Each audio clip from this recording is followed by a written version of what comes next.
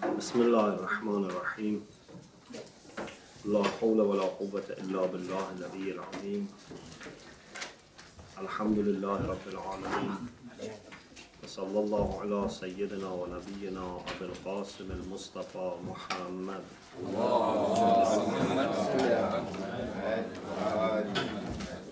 وآله الطيبين الطاهرين لا سيما بقية الله في الأرضين عجل الله تعالى فرجه الشريف وجعلنا من أعوانه وأنصاره اللهم أخرجني من ظلمات الوهم وأكرمني بنور الفهم اللهم افتح علينا أبواب رحمتك وانشر علينا خزائن علومك برحمتك يا أرحم الراحمين. Alhamdulillah, we are able to continue our discussion on Ghurūr, on deception or self-deception based on Al-Mahajjatul Bayda. So we were talking about different types of Ghurūr that can happen to Ahlul Ilm, Ulama and Talab, the scholars and the students. The previous one, the last one, was about people who have gained knowledge, they have become good scholars, but they have not refrained from doing something which would displease Allah subhanahu wa ta'ala. And they didn't bother about, taqwa and making sure that their actions comply with Allah's pleasure. The next is people who are careful about their obligations. So with respect to the acts of worship, or even with respect to avoiding sins, they have been successful. So they have already made great, success. They have achieved ilm. They have performed their wajibat and avoided haram, but they have not gone further to look into their heart. And they thought that just by fixing the problems through, for example, fiqh, because fiqh is mostly, at least in the way that we are used to fiqh, is mostly for sorting out the problems with respect to our organs, with respect to our physical actions.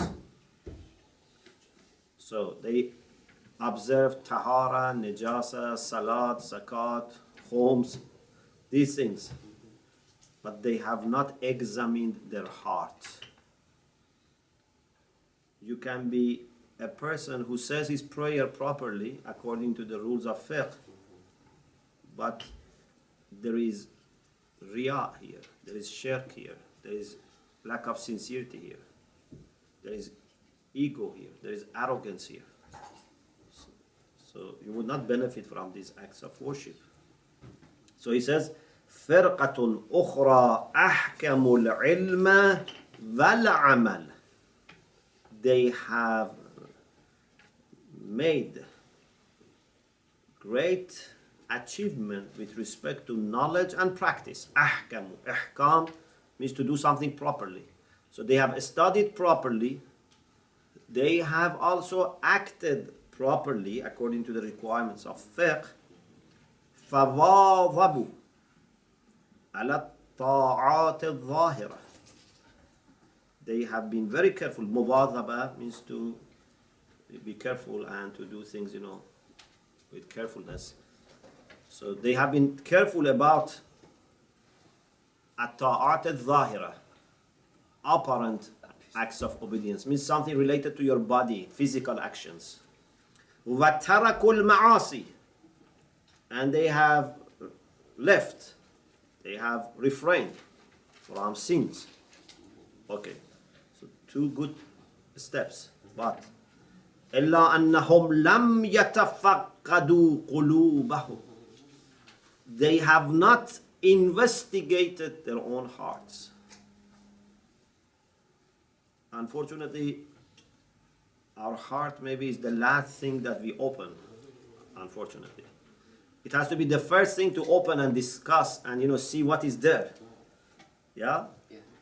But we hardly reach our heart. Our attention goes mostly to outside and external aspects. لم يتفقدوا قلوبهم ليمحوا عنها الصفات المذمومة عند الله تعالى.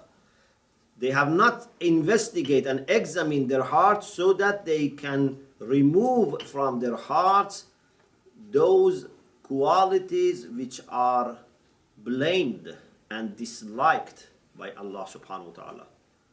Like Kibr. Kibr is arrogance. Ḥasad, jealousy. Riā, lack of sincerity. طلب الرئاسة والعلا, seeking power and superiority.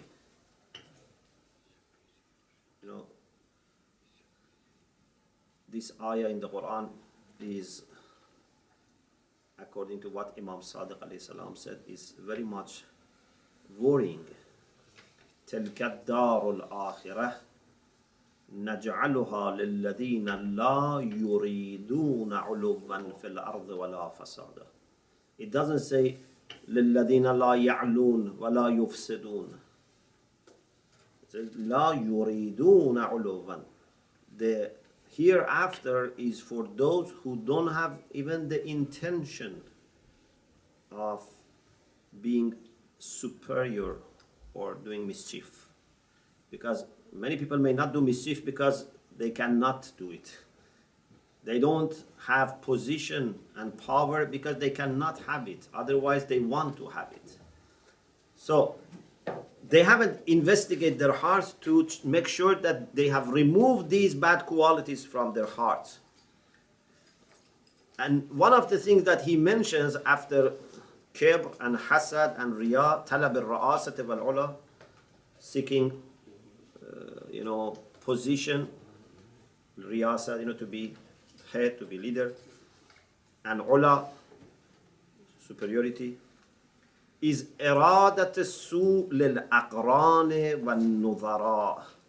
One of the bad things that can happen is that there is a will in some of us that we wish bad for people who are in our level, like our friends, our peers, our colleagues.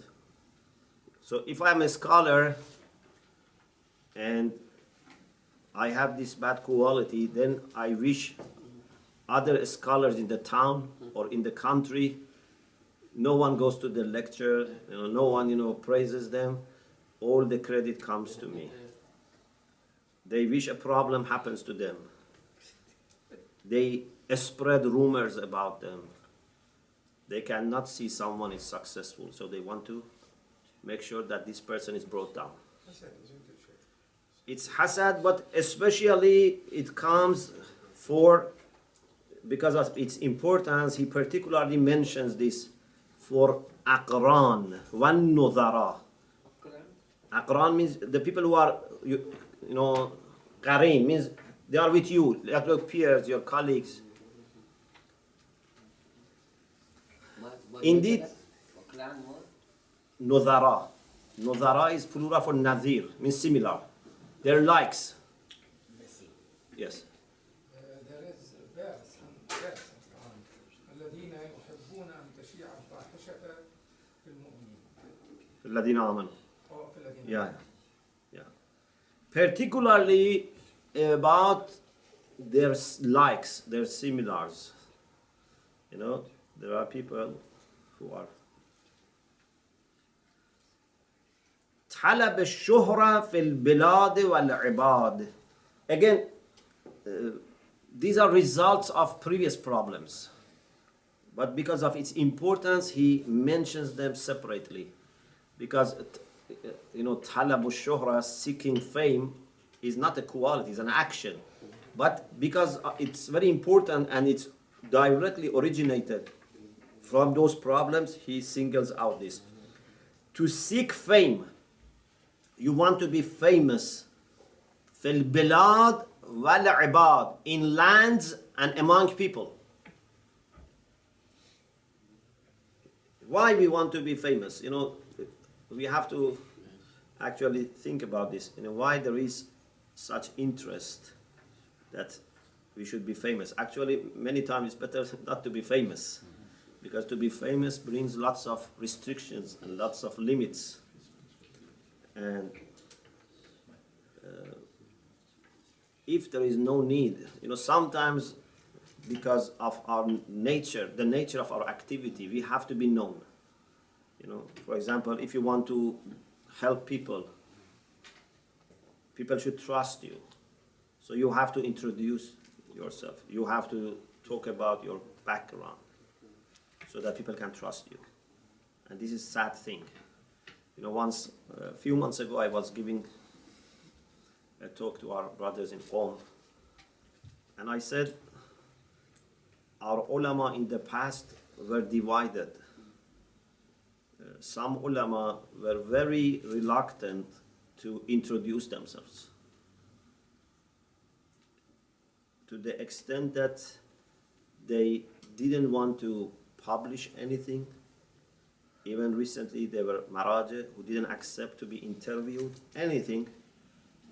They were very careful about this. And some said, we have to introduce ourselves, because if we don't introduce ourselves, people would not know us. So we have to introduce ourselves. But for sure, in the past, we normally don't find our ulama showing themselves better than what they were. So if they were not, for example, in certain category, if they were not ayatollah, they were not letting people to call them ayatollah. Or for example, if they were not, doctors, they were not, telling people to call me doctors. Or if they have not, finished a book, they would not say, I have published this book. And some people, when they start PhD, they say, I am doctor. When they go to Dars Kharaj, he's ayatollah. He has the intention of writing a book. He puts in his CV, this is one of my forthcoming publications, if they put forthcoming. So, unfortunately, sometimes we have this problem. And to find the balance is very difficult.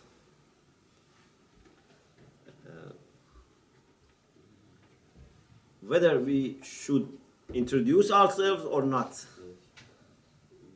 Because you don't want to introduce yourself. On the other hand, you have to introduce yourself, because in this age, if people, don't have, publicity, if you don't, have your CV, if you don't have your,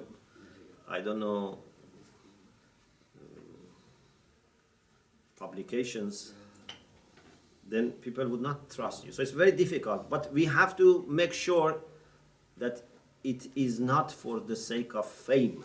It's not for the sake of being praised. You want to say something? There's a saying of Amir al-Mu'mineen, speak so people can recognize you. How we can match that with your statement? So this is what I'm saying. We have no choice, but we have to make sure that our intention is sincere and never pretend to be better than what we are. For sure, there is no barakah in me introducing myself in a better way. Yeah?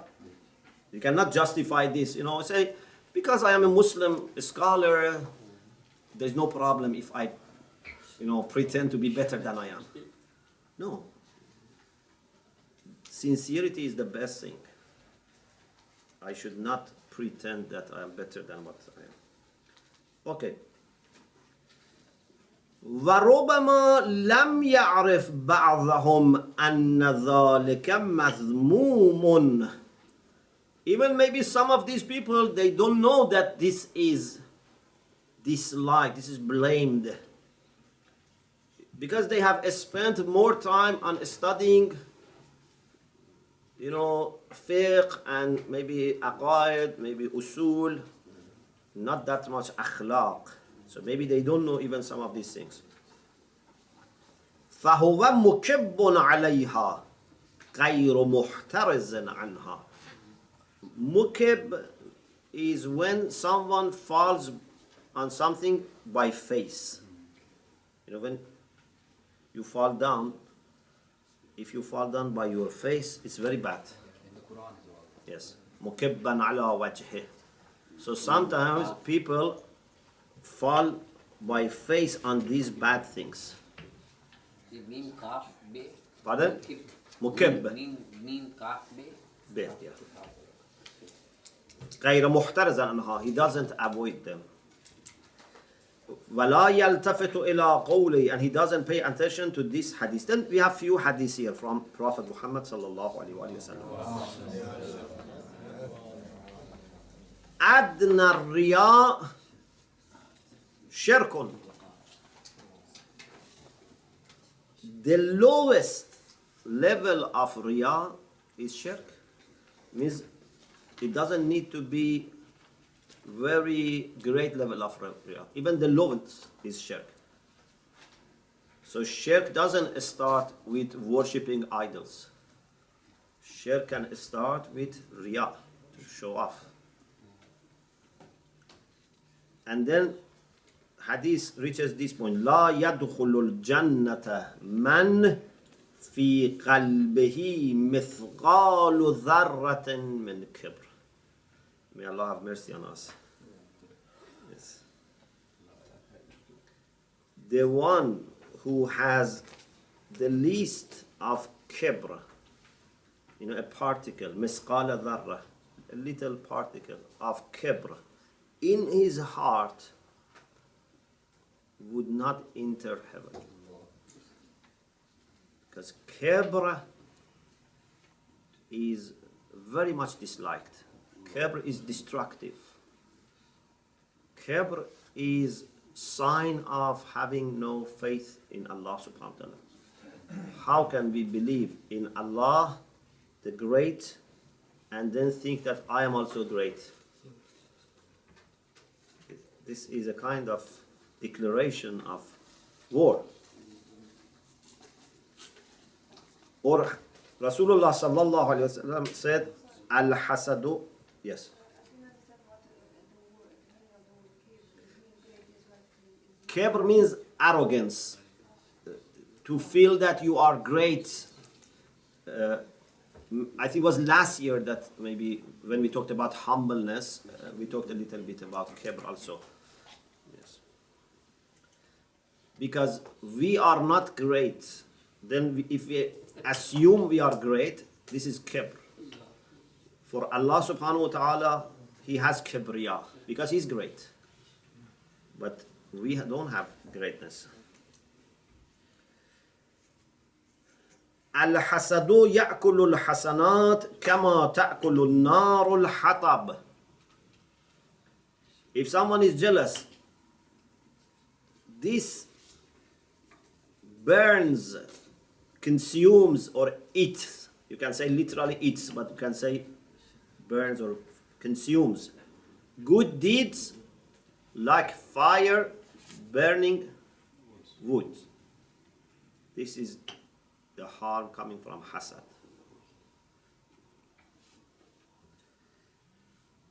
Another hadith is حب المال والشرف ينبتان النفاق في القلب كما ينبت الماء البقل. When there is water, for example, it rains, some greenery grows. Baql means plants. When there is water, something grows. In the same way, if there is love for money, excessive love for money, or for sharaf, for honor, means, honor in the sense of not internal honor, external honor. Sometimes you have izzah and dignity from inside, that is good. Sometimes you want to get honor by being famous or rich or have power. That's the problem. So, love for mal and sharaf will produce an nifaq. hypocrisy. In the same way that water produces greenery. Because why we do nifaq? Because you want to gain something. No one does nifaq for the sake of nifaq. Anyone who does nifaq wants to gain through nifaq. He wants to deceive people so that he gains something. So if you can derive the roots of nifaq, you will never have nifaq. And that is not to have hubbul dunya, not to have hubbul sharaf in the sense of hubbul jah. And he says there are many other hadiths that we have mentioned in the section of the book about destructive traits of character. So he says, he makes few beautiful examples to explain this. هؤلاء زينوا ظواهرهم وأهملوا بواطنهم. They have decorated their external side, their outfit is beautiful, but inside is forgotten. They have forgotten this hadith. إن الله لا ينظر إلى صوركم ولا إلى أموالكم. Allah subhanahu wa ta'ala would not look at your suwar, your appearance, and would not look at your money. Means he doesn't consider, he doesn't judge you based on your appearance and does not judge you based on your money. وَإِنَّمَا يَنْظُرُ إِلَىٰ قُلُوبِكُمْ وَأَعْمَالِكُمْ. But he looks at your heart and actions, both of them, not just actions, heart and action. Yeah. Sheikh, these hadith and others like these are the reason for a question I've had for a very long time and I never got a satisfactory answer for. And that is, why is it that fiqh concerns itself so much with the outward side of things, whereas the inward side of things are sometimes far more destructive than any of these?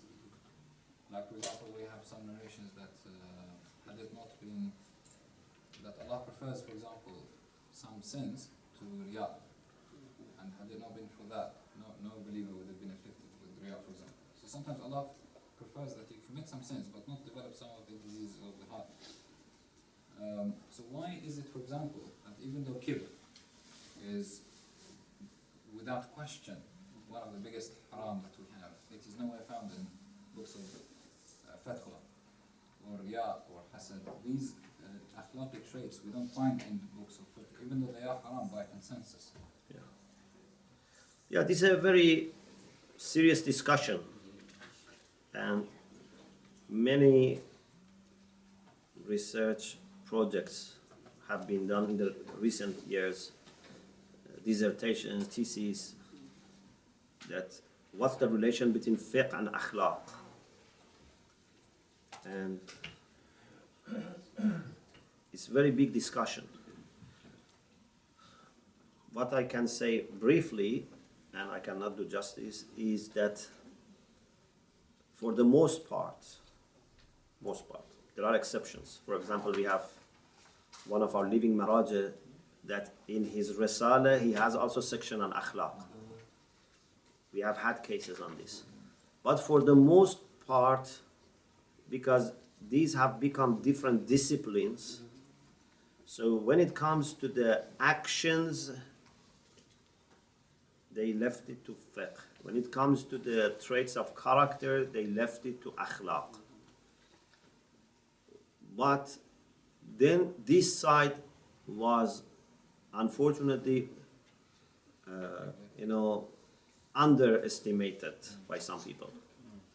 Because fiqh is, something that you have to do it every day, it's very strict, very, fixed.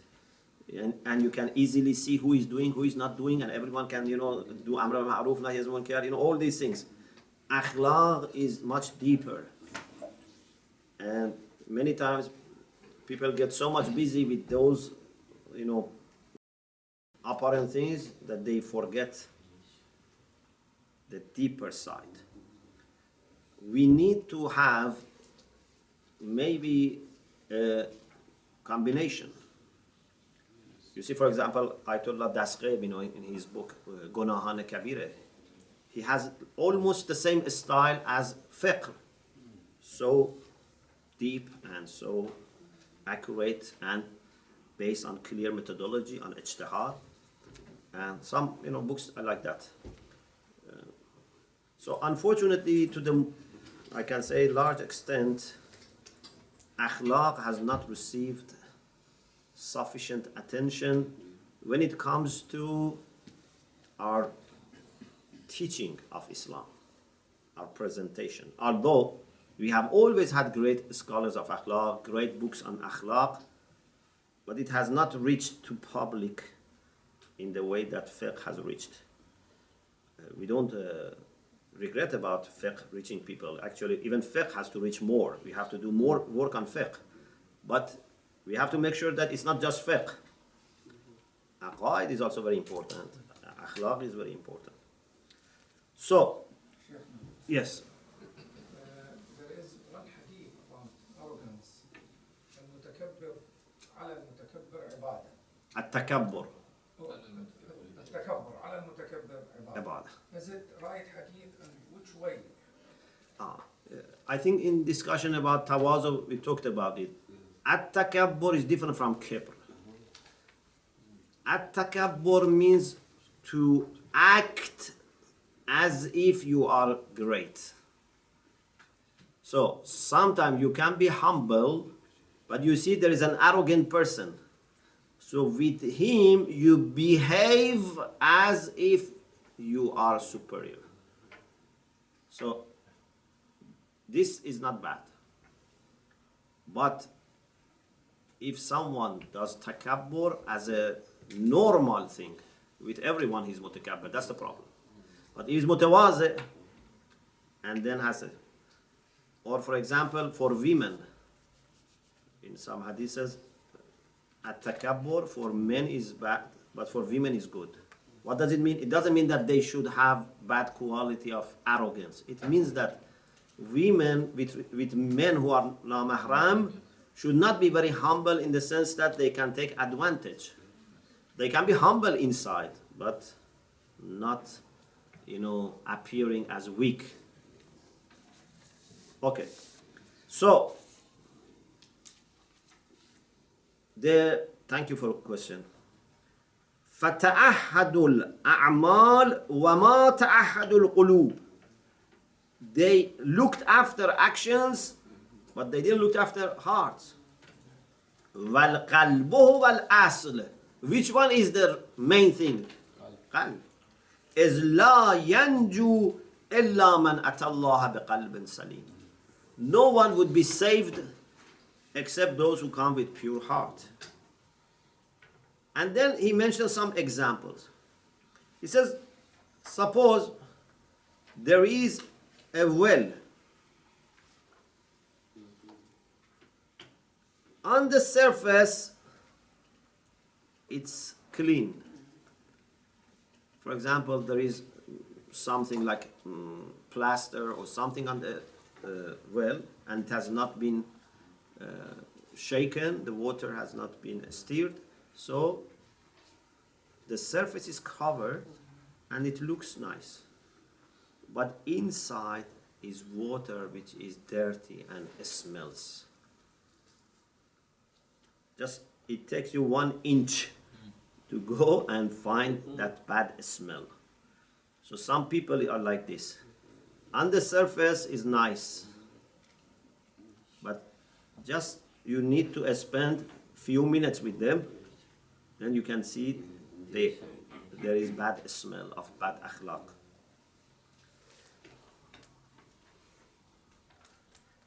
Or كَقُبُورِ الْمَوْتَى. When you go to graveyards, sometimes some graves are very beautiful. There is marble, even there is, light and everything is beautiful. But if you go deeper inside the grave, you see that body is spoiled and bad condition. Or كبيت مظلم باطنه ووضع السراج على ظاهره. Imagine there is a house that inside is dark, but they have put a light on the roof.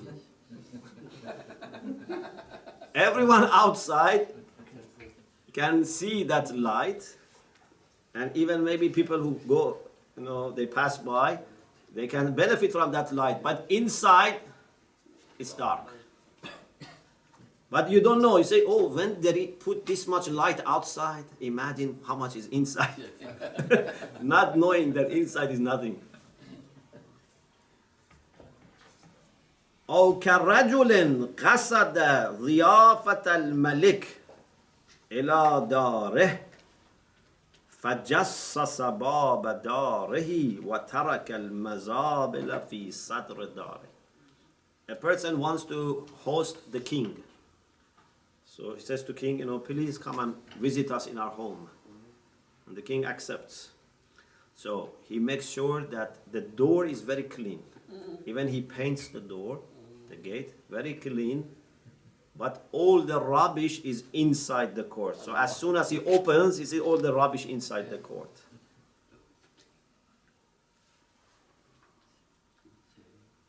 وَلَا يَخْفَى أَنَّ ذَلِكَ غُرُورٌ. It's not hidden that this is all deception, self-deception. Another example, and he says, it's أقرب مثال. This is nearest example to Ghurūr, is a person who plants something, زرع زرعا فنبت. For example, you wanted wheat, you wanted something, you plant it, you sow the seeds, it grows. But نبت معه حشيش يفسد. Some grass also grow with that. Yeah? Something which is not what you wanted, but they take the energy from the soil.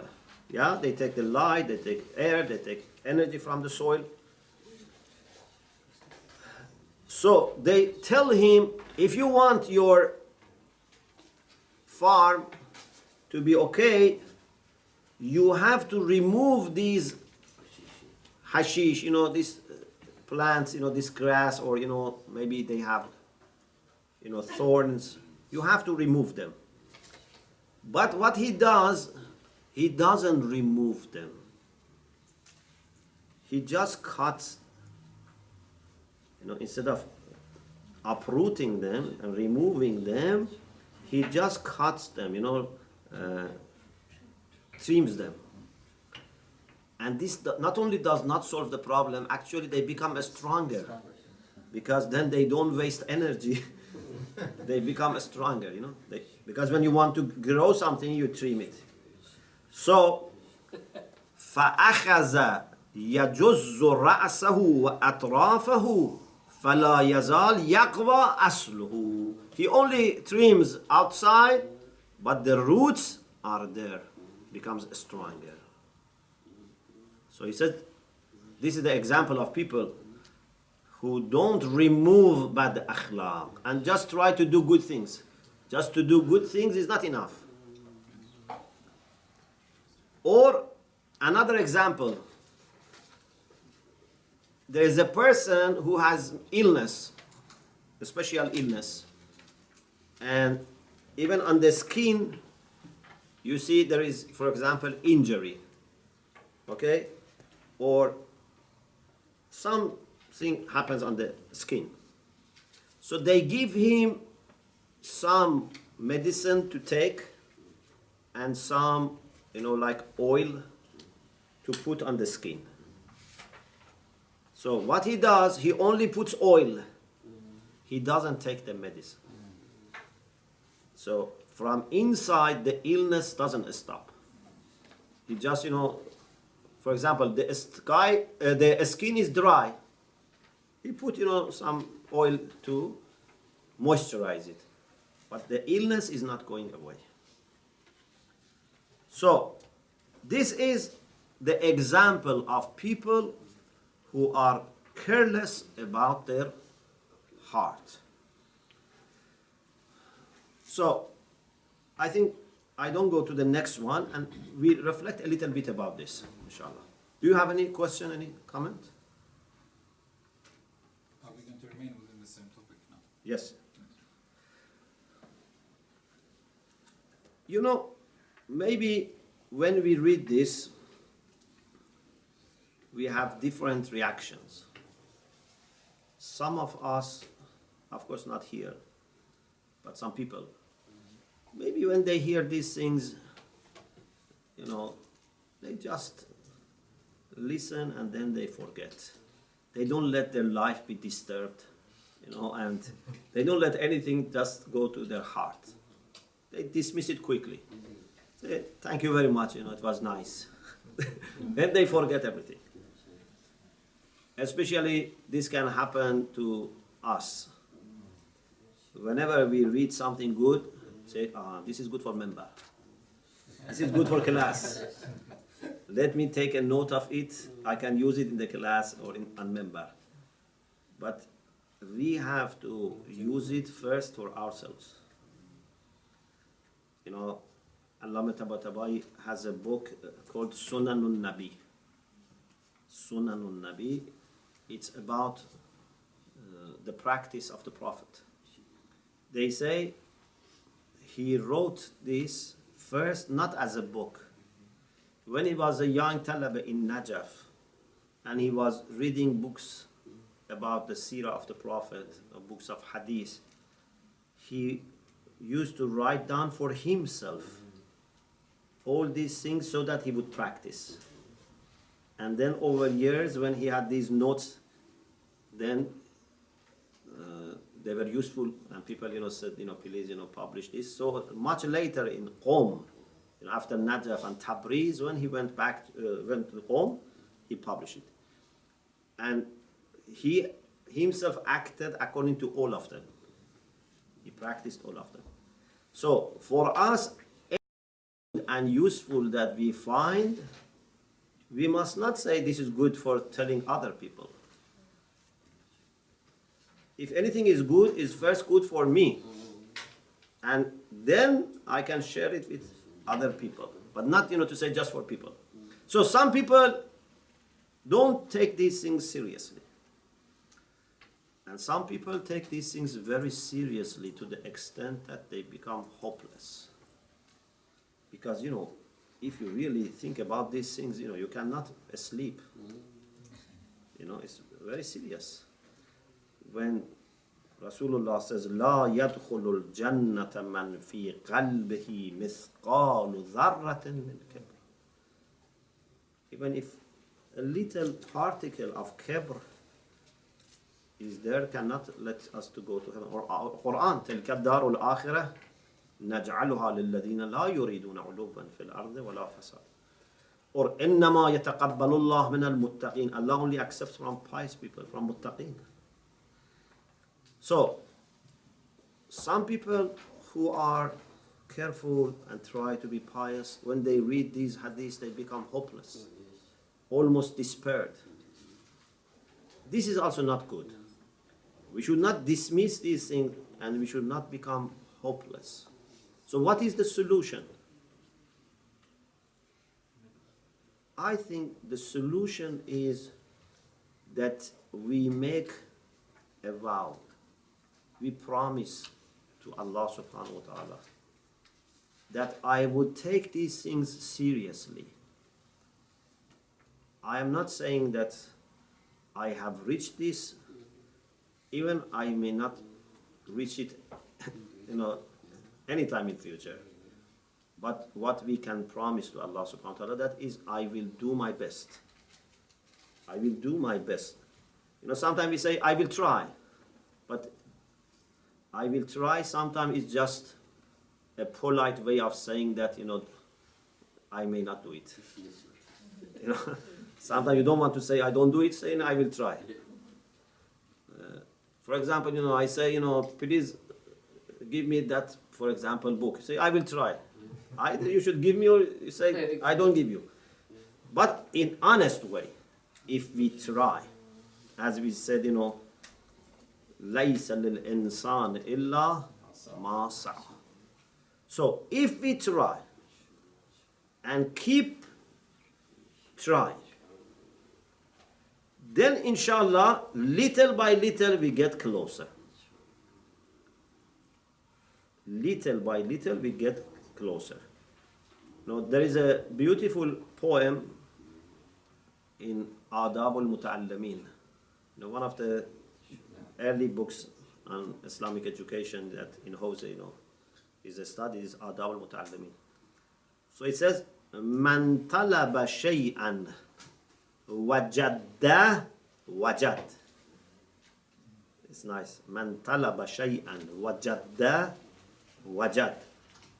Whoever seeks something and does jiddiyat. Jadda means he's serious, he makes effort. Wajada, he finds it. Man qara'a baban walajjah walaj. Whoever knocks a door and insists, he enters. If you just knock once, they will not open. Twice, no. But if you keep insisting, then it will be opened. So, we should not stop. We should keep trying. If we keep trying, then inshallah it will be opened. There is a beautiful story about Akhund Mullah Hussein Quliya Hamedani. He is the teacher, spiritual teacher of Ayatollah Qazi Tabatabai. And Ayatollah Qazi is the spiritual teacher of Allama Tabatabai and Ayatollah Bahjat. So Akhund Mullah Hussein Quliya Hamedani was in Najaf, and I think in the shrine, he saw there is a bird, like pigeon, and there is a very dried piece of bread. And it's very difficult to take something from it. But this bird kept trying tens of times and finally managed to get. And he said to himself that I should do the same. If I keep trying and never give up, then inshallah I will achieve. And he became himself a master. So we should not become hopeless. We should keep trying, but really trying. And then you should have a record. There must be at least some progress. The progress can be in two ways. Sometimes the progress can be that you feel you have improved, but sometimes the progress is that you feel you are actually more understanding of your problems. Even this is good. If you understand your problems, even this is good. If you feel you have made some progress in getting good qualities and removing bad qualities, this is also good. But even if you have more understanding of your problem, this is also good. This is also healthy. And little by little, inshallah, things become easier. The most difficult part is the beginning. The most difficult part. Our example is like a person who wants to climb a wall. Sometimes, for example, imagine the edge of the wall is 1 meter above what your hand can reach. Okay? It's very difficult. So, you jump. Many times you jump. Once you manage to put one hand on the edge, then after that, inshallah, success starts. Before that, many times you try and you cannot hold anything. But you should not stop.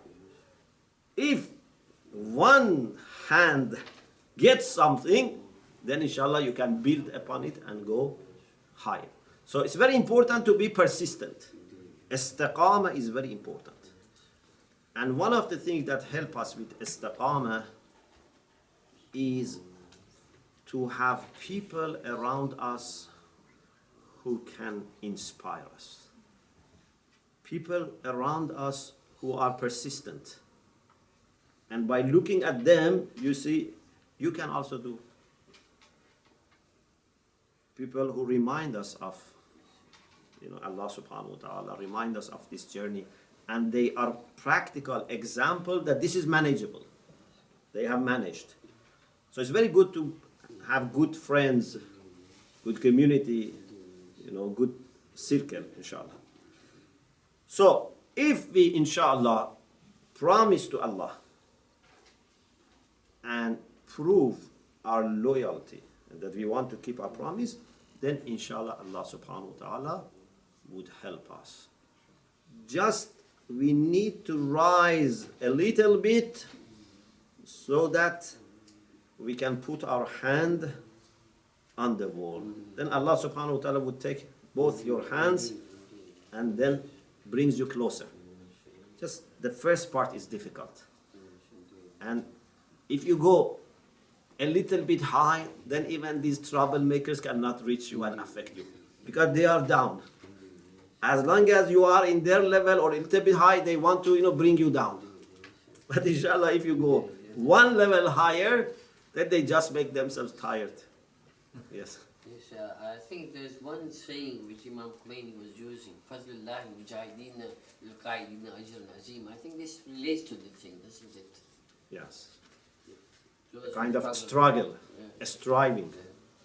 Yeah. This is a very important thing. And one of the things comes to my mind. Is everyone listening carefully? This is one of the keys of success. Maybe I am not very determined person. Maybe I am, a bit lazy or a little or more lazy. Maybe I am not a person who can wake up in the middle of night and start praying and crying. Maybe. Of course, I think everyone can do that, but maybe I'm lazy. But the minimum we can do is dua. At least, if you cannot do it middle of the night, during the day, keep asking Allah subhanahu wa ta'ala. But not once, keep asking Allah subhanahu wa ta'ala. Like a beggar that would not leave, Some of them are very insistent. They come from right side, left side, they don't leave you. So at least this is what we can do. Yeah? You have had your breakfast. It's not, in middle of the night. You have had your breakfast. Keep praying till night. If all the day you are praying, this prayer also prepares you internally, and Allah subhanahu wa ta'ala would realize that you are serious.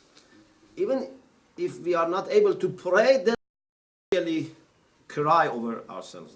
That why I cannot even pray? What has happened to me? That I cannot pray.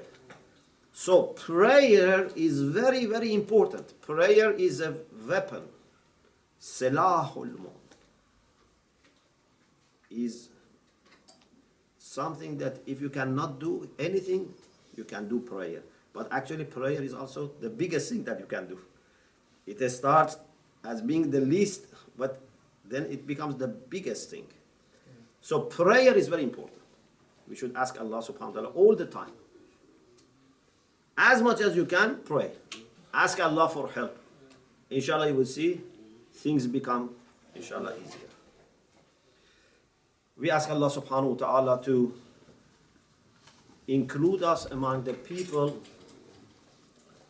that He is helping them, He is taking care of them, He has them under His wilayah and takes them from darkness to light.